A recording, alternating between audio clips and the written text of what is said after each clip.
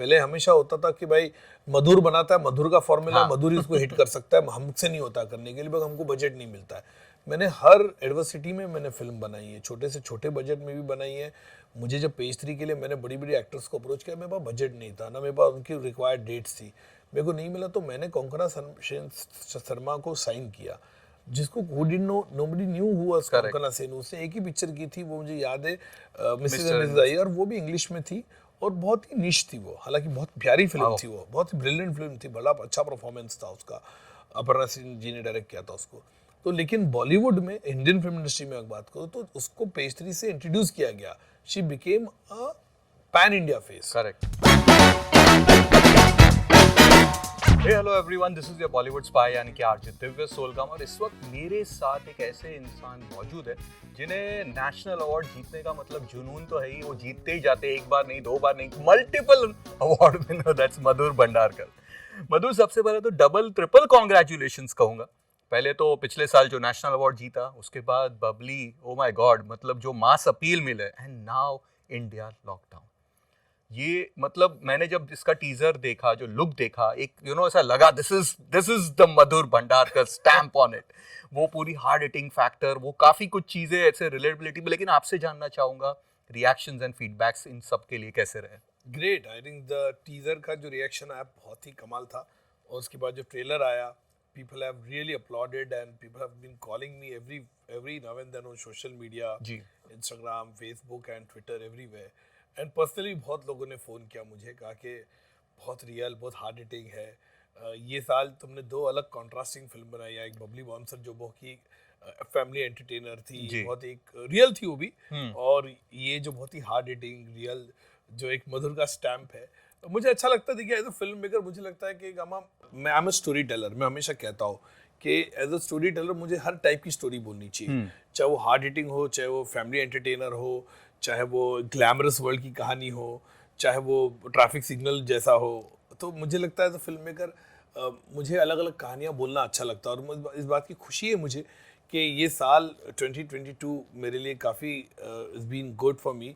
अभिजात्रिक Bengali film जो award, उसके लिए नेशनल अवार्ड मिला, और उसके बाद बबली बाउंसर ने, क्रिटिक्स ने, और सब लोग, मैक्सिमम व्यूज लोगों ने देखी है पिक्चर। एंड तमन्ना भाटिया की इतनी तारीफ हुई पिक्चर में, मुझे इस बात की खुशी हुई, as a actress she is been arrived, and the kind of compliment she's getting till today, that's really great, and the awards she's been getting, I think that's really great. And India lockdown एक ऐसा subject, एक ऐसा thought मेरे ख्याल से मैं बनाना चाहता था उस कोविड के टाइम पे, जो फर्स्ट कोविड खत्म होके जो मुझे विंडो मिला था लास्ट एक 21 में, जनवरी, फरवरी, मार्च में, उसी बीच में मैंने इसको कंप्लीट किया। We just shot some 25-26 days and we completed the film. लेकिन वो जो मधुर भंडारकर स्टैम्प की बात की हमने, यहाँ पे दिखाई दे रहा है, कुछ वक्त तक वो दिखाई नहीं दे रहा था। You ventured into a different style of this thing, success वहाँ भी मिला आपको, लेकिन यहाँ पे this is giving that entire feeling. पहले तो बताइए क्यों वो थोड़े टाइम के लिए मिसिंग था, और कैसा लग रहा है that getting that stamp back? मुझे लगता है गामा कि मैं जिस तरह का सब्जेक्ट बनाता हूँ ना, मैंने कहा ना कि मैं एक स्टोरी टेलर हूँ। मुझे हमेशा, मैंने जो डायरेक्टर को एडमायर किया, तुम भी जानते हो, विजय आनंद साहब को, राज खोसला साहब को, तो उनका एक अलग अलग फिल्म था। मैंने कहीं जॉनी मेरा नाम भी था, तेरे मेरे सपने भी था, गाइड भी था, तीसरी मंजिल भी थी, करेक्ट, जहाँ पे कहीं मैं तुलसी तेरे आंगन की, मेरा गाँव मेरा देश, कच्चे धागे, मेरा साया भी था। तो एक आपने देखिए अलग अलग टाइप का सिनेमा होता है फिल्म मेकर का। तो मैं काफ़ी प्रेरित हूँ इन फिल्म मेकर्स की जिन्होंने हमने बात की है। तो ऐसा लगता है कि मुझे कि जहाँ मुझे भी स्टोरी टेलिंग की बात करें, मैंने अपनी जर्नी त्रिशक्ति से शुरू की, और आज इंडिया लॉकडाउन मेरी 15वीं फिल्म है, 15th फिल्म है। एंड इन लास्ट 21 ईयर्स हुए, चांदनी बार को इस साल 21 ईयर्स हुए। तो मैं सक्सेस अगर मैं देखने जाऊँ तो चांदनी बार से अब तक 21 साल का जो मुझे सक्सेस मिला है, चांदनी बार से इंडिया लॉकडाउन, मेरे ख्याल से मैंने, आप एक चीज़ नोट करना गामा, आप तो फिल्म के एकदम गुरु हो। हर फिल्म का मैं आपको बता दूं, gamma is like walking cycling encyclopedia, मेरे तरह ही है। तो नहीं, हम दोनों कभी कभी तो हम लोग ऐसे फंस जाते कि हम लोग एक पिक्चर के बारे में दोनों सोचते रहते, फिर कौन पहले बोलेगा फिल्म में डिसाइड करते कि किसने डिटेक्ट किया। तो एनीवे, तो गामा, मैंने इतनी फिल्में बनाई हैं, और तुम जानते हो कि मैंने ना जितनी फिल्में बनाई हुई ना, त्रिशक्ति जो चली नहीं थी, वो भी मैंने एक खुद के सब्जेक्ट पे बनाई, मैंने कभी भी रीमेक नहीं बनाई, मैंने कभी भी कोई साउथ की कॉपी नहीं किया, ना कोई इंग्लिश पिक्चर से कॉपी किया। मैंने जितनी 15 फिल्म बनाई अब तक, वो मेरी जेन्यून बने स्क्रिप्ट को रिसर्च करके बनाई है और ऑर्गेनिक मेरे हिसाब से बनाई है। मैंने कभी भी मैंने कहीं से भी इसको ये नहीं किया। तो मुझे इस बात की खुशी है। इंडिया लॉकडाउन की हम बात करेंगे कि ये 4 स्टोरी है, अलग स्टोरी होती है। एक सेक्स वर्कर की कहानी बताया हमने कामाटीपुरा में, श्वेता बासु का character, so apt in that character completely. और उसके बाद आहना कुमरा जो कि एरोस्टिस है, ये भी एक रियल कैरेक्टर से मैंने इंस्पिरेशन ली है। प्रकाश बेलवाड़ी का जो कैरेक्टर है, वो एक घर में बैठे, वो अपनी बेटी को मिलने जाना चाहते हैं हैदराबाद, वो कैसे फंसे हुए हैं। और साई तमनकर और प्रतीक बब्बर जो है एक माइग्रेंट वर्कर कपल है, जो यहाँ से अपने गांव जाना चाहता है। तो ये मुझे लगा कि ये मुझे डॉक्यूमेंट करना अच्छा लगता है। ये मुझे लगता है कि जिस तरह से हम लोग उस वक्त, आप लोग ने सब लोग, बहुत लोग भूल जाते हैं, ऐसा होता है फर्स्ट लॉकडाउन। और ये कहानी मैं आपको बताऊं, जो आपने देखा ट्रेलर में, ये स्टार्टिंग की 1 महीने की कहानी है। ये पूरा पिक्चर ऐसा नहीं होना चाहिए लोगों लगना चाहिए लॉकडाउन पे है। Correct. या हमने ये स्टार्टिंग के 15-20 दिन की मैं कहूँगा कहानी है कि किस तरह से basically they struggle to get their life back and how what happened to them. तो ये 4, देखिए हम बनाना चाहते थे तो स्टोरी, तो इतनी स्टोरी हम पढ़ते थे, डेली पढ़ते थे, तो ये हमने रियल लाइफ से लिया है। आपके लिए बेस्ट एंड वर्स्ट क्या था लॉकडाउन में? Which was the best time? कि क्या एंजॉय किया आपने उस लॉकडाउन का? लाइक मेरा तो दिख रहा है खाना पीना मस्त, में पिक्चरें देखी, लेकिन आपने क्या किया और किस तरह से? सबसे वर्स्ट क्या रहा? मेरा तो, मैं घर पे था और जैसे सब लोग की हालत खराब थी, घर पे था। और मैंने उस वक्त पे, गामा तुम तो जानते हो मेरा होम थिएटर है बड़ा। हाँ, तो मैंने पिक्चरें बहुत देखी बैठ के। मैंने मनमोहन देसाई जी की पिक्चर देखी, मैंने मेरी बेटी को भी दिखाई पिक्चर, जो शी वाज 14-15। तो मैंने उनको बोला कि शी हैज़ टू वॉच। तो मैंने उनको कभी मनमोहन देसाई जी का फेस्टिवल, अमित जी की पिक्चर दिखाए, राजेश खन्ना जी की पिक्चर दिखाए, जितेंद्र जी की पिक्चर दिखाए। बिकॉज आज की जनरेशन को पता चलना चाहिए कौन एक्टर है और किस तरह से पिक्चर सक्सेसफुल रही है और किस तरह से उस टाइम की फिल्म कैसी बनती थी। और मुझे भी यू नो कि मेरे को बहुत ही 70s 80s के हम दोनों कट्टर फैंस हैं। तो हम लोग, वो मैं नॉस्टैल्जिक हो जाता था छोटी छोटी चीज़ें देख के, और मेरे को याद आता था ये थिएटर। कभी कभी तो मैं अकेला बैठ के देखता था पिक्चर। मैंने अकेला बैठ के भी मैंने बहुत सारी पिक्चरें देखी है, पुरानी इंग्लिश भी देखी मैंने। Gone with the wind, sound of music, godfather, बेनहर, ये सब पिक्चरें बैठ के मैंने देखी। लंबी पिक्चर थी, और बहुत साल पहले देखी थी वीडियो कैसेट के जमाने में, और आज बड़े स्क्रीन पे देखने मजा आ रहा था मुझे, अपने घर के अंदर, और कोई डिस्टर्बेंस नहीं, कोई बुला नहीं रहा है कि इधर आ जा उधर आ जा। तो ये ऐसा टाइम था।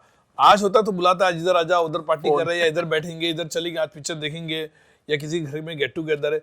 बिल्कुल शांत था, बाहर भी इतनी शांति थी। बट मधुर, ये हमेशा वो 2 साल जो थे त्रिशक्ति एंड चांदनी बार के बीच में, वो दौर, एक 1.5 साल 2 साल, वो बहुत ही डिफरेंट दौर था। और उसमें एक इस तरह की फिल्म बनाना एक बहुत ही रिस्की प्रोजेक्ट, क्योंकि आपने एक कमर्शियल फिल्म दी है, राजेश रोशन का म्यूजिक था, उस वक्त के 3 नोन फेसेस थे उसमें, जो भी थे थोड़े बहुत ये थे, वहां से इतना बड़ा जंप मारना, आई एम श्योर आपको लोगों ने कहा होगा ये क्या कर रहा है, क्या बना रहा है। लोगों ने बहुत डिस्करेज किया। लोगों ने कहा तो पागल हो गया है, और बोला कि ये डॉक्यूमेंट्री बन सकती है बाहर पे। देखिए त्रिशक्ति एक ऐसी फिल्म थी ना, वो ऐसी फिल्म थी गामा, जाना मेरे को बाकी लोगों ने जो बोला मैंने किया, क्योंकि वो पिक्चर को लगा 3 साल बनने में।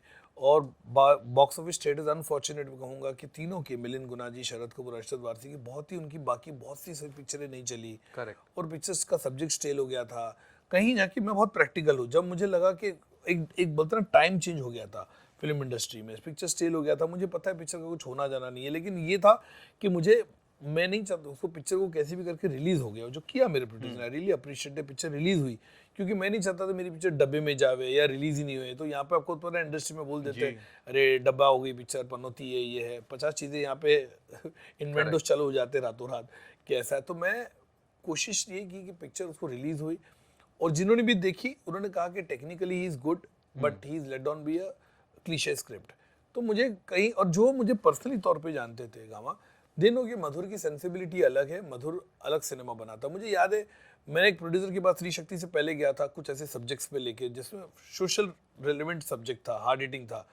तो मैंने बोला ये कर लो सर। तो बोला ये क्या सब्जेक्ट है तुम्हारा, ये तो बहुत शाम बेनिगल गोविंद नलानी टाइप सब्जेक्ट है, इस पे कौन फिल्म बनाएगा मेरे को बोला। तो मैंने उनको बोला सर इसमें बहुत स्ट्रॉन्ग मैसेज है। तो बड़ा प्रोड्यूसर, वो बड़ा ही कमर्शियल प्रोड्यूसर था, मैं नाम नहीं लूँगा उनका। तो उसने बोला अरे क्या कमर्शियल होता है, क्या मैसेज होता है।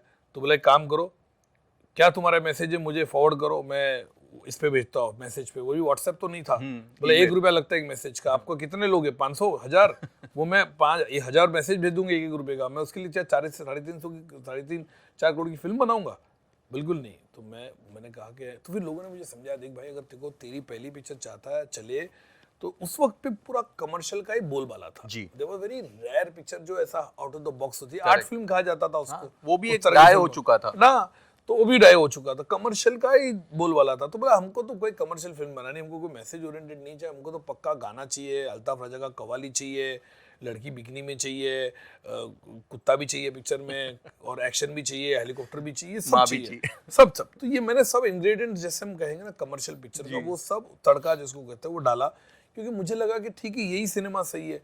लेकिन दिल में मुझे था कि मुझे अलग टाइप का सिनेमा बनाना है। और मैंने चांदनी बार से जो जर्नी शुरू की इंडिया लॉकडाउन तक, मैंने हमेशा, आप लोग ने कहा मधुर जो है उसकी पिक्चर नीदर कमर्शियल होती है नीदर आर्ट होती है, वो middle of the road cinema होता है। हम जैसे बबली बाउंसर की बात भी कर रहे हैं अभी, कि वो भी सक्सेसफुल इसलिए क्योंकि वो मैंने एक सब्जेक्ट जो ऐसा है उसके अंदर हर वो आपको रियल कैरेक्टर दिखे, आपको ऐसा नहीं लगा यार कोई कैरेक्टर कहाँ से आया बोल के, हर कोई रिलेट कर पा रहा है उसको। आज भी मैंने कई जगह में, मेरे को फोन आ रहे कि कई जगह रेस्टोरेंट्स है, पब्स में आजकल लेडी बाउंसर रखना शुरू कर दिया है। तो आई थिंक अपने आप में बहुत बड़ा योगदान है, सिनेमा जो है इन्फ्लुएंस करती है। तो मुझे लगा कि चांदनी बहार जो एक उस वक्त पे 2021 में बात करें तो बड़ी बड़ी पिक्चरें लगी थी उस वक्त पे, फिल्म फेयर में, स्क्रीन में, सब जगह, लगान, गदर, दिल चाहता है, कभी खुशी कभी गम, और के बीच में चांदनी बार। I think that's really credible कि that movie changed the whole dynamics, that movie got me to the forefront, and लोगों ने ये कहा कि भाई कि मधुर ने जो एक ऐसी फिल्म बनाई जो मुझे पर्सनली तौर पे जानते थे, बोलते यार दिस इज द मधुर, हम जिनको जानते हैं इसकी सेंसिबिलिटीज को जानते हैं। लेकिन मधुर एक और चीज़ है जिसके लिए लोग आज आपको क्रेडिट देते हैं या देना चाहिए, मैं कहूँगा, ये जो आपने जो एक तो ब्लेंड किया commercial cinema and realistic cinema, क्योंकि आपकी touchwood all your films worked at box या सिवाय सत्ता को नहीं बट अब मैं बता रहा हूँ आपको गामा, जो अगर थोड़ी बहुत 19-20 भी हुई ना, सत्ता is one of the critical acclaimed film today, okay fantastic. और जो 19-20 भी हुई है 1-2 पिक्चर, तो उसमें भी मैं बताऊंगा मेरा सबसे यूएसपी है कि मैंने बजट कंट्रोल किया है। मेरी पिक्चर ब्रेक इवन हुई है, मेरी पिक्चर कोई लॉस में नहीं गई है, every film has made money and they have got, क्योंकि मैं 1.5 करोड़ में चांदनी बार भी बनाता हूँ, 22 करोड़ में हीरोइन भी बनाता हूँ, तो मुझे अच्छा सेंस है कि मुझे किस तरह की फिल्म बनानी चाहिए। ये भी फिल्म हमने एक बजट में बनाई है, इंडिया लॉकडाउन, हमको पता है किस तरह का बजट होना चाहिए, और feasible budget. Coming to that only कि उसके पहले श्याम बाबू बनाते थे, गुलजार साहब बनाते थे, फीमेल सेंट्रिक फिल्में जो बनते थी, आपने इनको वही सेंसिबिलिटी को लेकर एक कमर्शियल मैनर में, एक थोड़ा सा डिफरेंट मैनर में प्रेजेंट किया। दीज मूवीज वर्क, सारी एक्ट्रेसेस जिन्होंने आपके साथ काम किया उन सबके करियर की बेस्ट परफॉर्मेंसेस रही है। और आज देखेंगे तो now people are talking about, right from Deepika से लेके आलिया से लेके even the younger ones, Janhvi Kapoor, they all are doing female centric, hard hitting type के रोल्स। इसके पहले उस तरह की फिल्में नहीं करते थे। तो कहीं ना कहीं इन सब मेकर्स को, एक्टर्स को थैंक करना चाहिए मधुर भंडारकर सिनेमा को। नहीं, ये तो बात अच्छी बात है कि लोगों ने कहा कि मधुर ने जो सिनेमा बनाया है मल्टीप्लेक्स, जैसे चांदनी बार के टाइम मल्टीप्लेक्स जब मशरूम हो रहा था, and that really gave lot of people opportunity. And लोग, कहीं फिल्म मेकर्स ने मुझे कहा है कि आपकी पिक्चर देखे हुए इंस्पायर हुए, या आपने वो डायनामिक्स बताया कि जहाँ पे एक वुमेन सेंट्रिक सिनेमा का, जो बहुत से लोग ऐसा होते थे हमेशा, I am today very happy कि बहुत से एक्टर्स करना चाहते हैं, बहुत से मेरे कलीग्स हैं जो वुमेन सेंट्रिक सिनेमा बनाना चाहते हैं, जो पहले नहीं बनाते थे। पहले हमेशा होता था कि भाई मधुर बनाता है, मधुर का फॉर्मूला, मधुर ही उसको हिट कर सकता है, हमसे नहीं होता करने के लिए, हमको बजट नहीं मिलता है। मैंने हर एडवर्सिटी में मैंने फिल्म बनाई है, छोटे से छोटे बजट में भी बनाई है। मुझे जब पेज 3 के लिए मैंने बड़ी बड़ी एक्टर्स को अप्रोच किया, मेरे पास बजट नहीं था ना, मेरे पास उनकी रिक्वायर्ड डेट्स थी, मेरे को नहीं मिला, तो मैंने कोंकणा शर्मा को साइन किया, जिसको नोबडी न्यू हुआ कोंकणा सेन, उसने एक ही पिक्चर की थी, वो मुझे याद है, मिसेस एंड मिसेस आई, और वो भी इंग्लिश में थी और बहुत ही निश थी वो, हालांकि बहुत प्यारी फिल्म थी, वो बहुत ही ब्रिलियंट फिल्म थी, बड़ा अच्छा परफॉर्मेंस था उसका, अपर्णा सिंह जी ने डायरेक्ट किया था उसको। तो लेकिन बॉलीवुड में, इंडियन फिल्म इंडस्ट्री में अगर बात करो तो उसको पेज 3 से इंट्रोड्यूस किया गया, she became a pan India face with page 3 के एवरीबॉडी स्टार्टेड नथिंग नहीं, अरे माधवी शर्मा यही है कि इसने कैरेक्टर रोल किया, जो उसे परफॉर्म किया। तो मुझे ऐसा लगे कि कंटेंट ड्रिवन सिनेमा हमेशा ही रहा है, मेरा यूएसपी रहा है। और मेरे में कैसा गामा, तुम तो मेरे को पर्सनली तौर पे जानते हो कि मुझे कोई सब्जेक्ट अगर मेरे दिल में रहता है तो मुझे उसको बनाना में ज़्यादा अच्छा लगता है, फटक से बनाने का, because I don't want to wait then कि मुझे लगता है कल को और बना लेगा या मुझे लगता है कि मैं खुद बोर हो जाऊंगा कि यार नहीं यार अभी मेरे को नहीं बनानी। ऐसा कई बार होता है, कहीं मैंने स्क्रिप्ट ऐसे लिखी है और मेरे को 1 साल के बाद लगता है नहीं मेरे को अभी नहीं बनानी है पिक्चर। जी, I know couple of them. तो फिर मुझे ऐसा नहीं होता, तो मुझे लगता है कि ये सब्जेक्ट है। मुझे इंडियन लॉकडाउन के लिए भी मेरे को ऐसा लगा कि चलो अभी ये सब्जेक्ट है, बन गया, अभी चलो किसको अप्रोच कर दे। तो मैंने सबको फ़ोन किया, तो जो मेरे को लगा कि भाई अवेलेबल है मेरी डेट, और मेरा एक ही था, मेरा बजट। मेरा इतना शूस्ट्रिंग बजट था इस पिक्चर के लिए कि मैं क्या बताऊं। मैंने मेरा जो बजट है, मेरे ख्याल से किसी बड़े फिल्म का कॉस्ट्यूम बजट ज्यादा होगा। तो मैंने बोला I called a actor like I want to cast Prateek. तो लोगों ने बोला अरे Prateek is good actor, but sir ये माइग्रेंट वर्कर में कैसे जाएगा, because he doesn't look, he looks like SoBo town का टाउन ही लगता है ये वो। तो मैंने नहीं आई जब प्रतीक को ही बोला तो प्रतीक भी हैरान हो गया, सर लगता है मैं रोल कर रहा हूँ ऐसे। मैं बताऊँ आपको गामा, ये रोल में मैंने Prateek will be as a actor recognized beyond जो लोग सोचते हैं। And I am telling you boss, मैंने उसको 2-3 पिक्चर का रेफरेंस दिया when he is watching the, मैं उसको रोल का कैरेक्टर बोला क्योंकि हमारे पास टाइम नहीं था, और मैंने उसको थोड़े माइग्रेंट वर्कर से मिलाया। And then I told him, मैंने उनको कई पिक्चर का रेफरेंस दिया। मैंने आक्रोश ओम जी का, 2 बीघा ज़मीन अपना बलास जी का, और उनकी मम्मी का पिक्चर चक्रा, मैंने उनको बताया कि ये पिक्चर आप देखो। And he saw and he understood, and बाकी ऐसे तू मेरे पे छोड़ दे। Shweta Basu also big fan of her, और जब मैंने उसको बोला कि ये रोल करना है सेक्स वर्कर का, तो बोली सर तो कैरेक्टर में पूरी तरह से। And she is too Aahana Kumra again a very talented, and Sai Tamhankar brilliant. मैं उसका बहुत बड़ा फैन रहा हूँ, और जब मैंने उसको बोला ये रोल है तो शी सेड मधुर सर मेरे को आपके साथ काम कर। तो मेरे को Prakash Belawadi another actor of south who I really wanted to work always, like I was a big fan। मैंने उनका काफी काम देख चुका हूँ, मैंने साउथ में भी, हिंदी में भी, सीरीज में भी, and always wanted to work। तो ये रोल के लिए मैंने जब उनको बोला कि सर आपको करना है, he said Madhur I admire your work, and everybody came and they came into with the required desirable dates, and they came in a budget which I wanted। कि मेरा बजट नहीं है भाई, बहुत छोटा बजट है ये। And everybody including my DOP Kiku जो है बहुत पैसे मांगती वैसे वो, पर इस पिक्चर में उसने 1/4 लिया मैं तो कहूँगा। तो it was like a picnic. हमने शूट किया अलग अलग लोकेशन में, 4 अलग अलग जोन में शूट किया। पूना के आसपास हमने जो माइग्रेंट वर्कर्स का शूट किया, जो अपने शॉट्स देखे, हमने कुछ मीरा रोड पे शूट किया, कुछ यहाँ बैंड्रा में शूट किया, अलग अलग लोकेशन पे हमने शूट किया। फिर कुछ घाटकोपर में बस्ती हम लोग को चाहिए था माइग्रेंट वर्कर्स को, वो शूट किया। तो it was a super very nice. हमको पता भी नहीं चला, सिर्फ ये हुआ कि बीच में फिर सेकंड लॉकडाउन आ गया, इसलिए डील है। और 8 महीने जो सब बैठे थे, हमको पता नहीं क्या करना है क्या नहीं, बोल के थिएटर्स बंद हो रहे हैं, क्या हो रहा है कुछ समझ में नहीं आया। तो मैंने पिक्चर तो शूट कर ली, लेकिन मैंने एडिटिंग पे नहीं गया। मैं एडिटिंग पे took time, and that's how then Babli का काम शुरू हो गया, बबली बाउंसर का। तो फिर मेरा let Babli come and then this come. जो भी होता है अच्छे के लिए होता है। आपके कुछ फैंस के सवाल है मधुर, आपको लोग जानते हैं for your knowledge of cinema, आपके जिस तरह से ऑब्जर्व करते हैं, तो ये बहुत ही ऑफ कोर्स काफ़ी लोगों ने इस पे बात कर चुके हैं, लेकिन आपका व्यू जानना चाहेंगे। ये जो आजकल जो माहौल है सिनेमा घरों में, not only Hindi cinema, this is happening in even जो लोग को नहीं पता है कि रीजनल सिनेमा में साउथ में भी बड़ी सिर्फ कुछ फिल्में चल रही है और बाकी की फिल्में big time struggling. What are your views as a film lover, film observer? देखिए, I think this is a phase gamma, मैं कहूँगा। गामा तुम भी जानते हो, तुम भी फिल्म सिनेमा को इतने सालों से फॉलो कर रहे हो, मैं भी फॉलो कर रहा हूँ। ये फेज है, ये फेज मेरे ख्याल से डेफिनेटली जाएगा।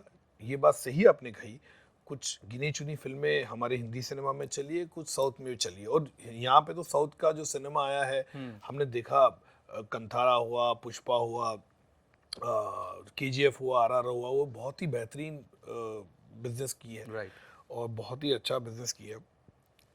हिंदी फिल्म में तो बहुत ही लिमिटेड पिक्चर, भूल भुलैया, कश्मीर फाइल ही मुझे याद आता है जो बहुत ही ब्लॉकबस्टर हुई, बाकी कोई ऐसी पिक्चरें चली नहीं अब तक हमने देखा है।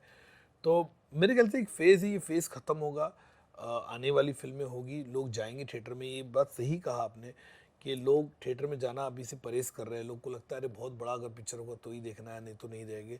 लेकिन जो बड़ी पिक्चर है गामा, हर कोई तो बना नहीं सकता ना, हर फिल्म मेकर तो बना नहीं सकता। मैं 400 करोड़ की फिल्म तो बना नहीं सकता, मेरे में पेशेंस ही नहीं है इतना। मैं 4 साल बैठ के 500 करोड़ की फिल्म बनाऊँ, उसको रिलीज़ करो फिर। तो मेरे ख्याल से वो फिल्में बहुत गिनी चुनी हुई फिल्में बनेगी। तो बाकी फिल्में कर ये बात है कि, लेकिन मुझे लगता है कि ये टाइम है, हमेशा आता है, और ये बात हमेशा सही है कि OTT ने बहुत बड़ा स्पेस ले लिया है, और पर मुझे उम्मीद है कि जो सिनेमा का मैजिक है थिएटर में बैठ के देखने का है, जो आप एक अलग अलग Collective लोगों से viewing. कलेक्टिव व्यूइंग होती है, अलग अलग लोग से मिलते, कभी कभी you don't know you sitting next to you the stranger, वो जो फील है आपको मिलती ना, वो कमाल की फील है। समोसा खाते हो, पॉपकॉर्न खाते हो, वो अलग फिल्म है, वो आपके दिमाग से जाएगा नहीं। तो मुझे लगता है कि थोड़ा डल पीरियड है, थोड़ा पैची है, थोड़ा सा एक स्लम्प है अपनी इंडस्ट्री में वो थिएटर में जाने से, लेकिन I think will get out of it और will be coming with more अच्छी फिल्में आएगी, लोग जाएंगे थिएटर में पक्का। Radio Nasha.